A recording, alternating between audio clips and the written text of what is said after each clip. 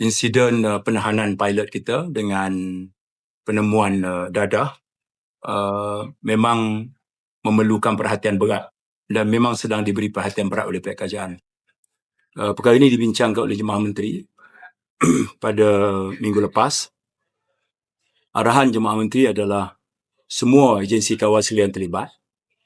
Kalau kementerian termasuklah Kementerian Dalam Negeri, Kementerian Pengangkutan. Kalau agensi kawal selia termasuklah AKPS, Aviation Security, MAB, CAAM.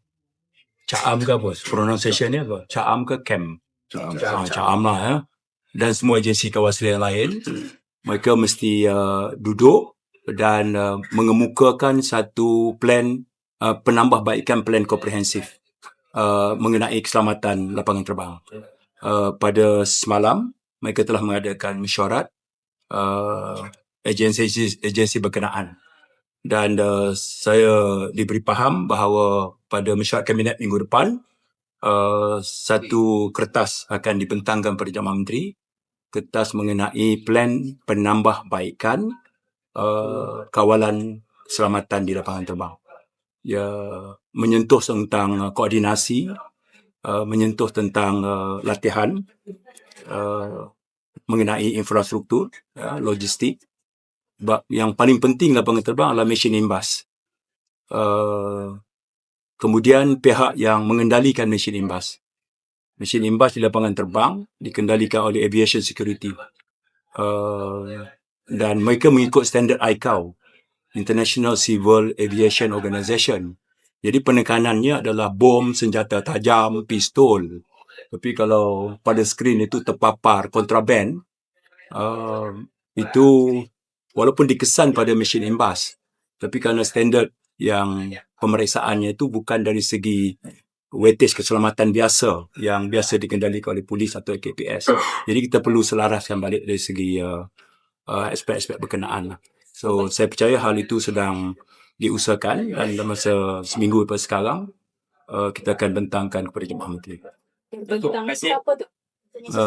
Sama ada Kementerian Dalam Negeri atau Kementerian Pengangkutan. Kita ada 5,000 CCTV di KLIA 1 dan KLIA 2. Isunya bukan CCTV lah. Kalau ada kawasan blind spot, itu akan kita tambah baik. AKPS, Agensi Kawalan Perlindungan Sempadan, memang dalam fasa kedua operasinya membabitkan soal beberapa bentuk perolehan, termasuklah CCTV. Itu cuma equipment, infra.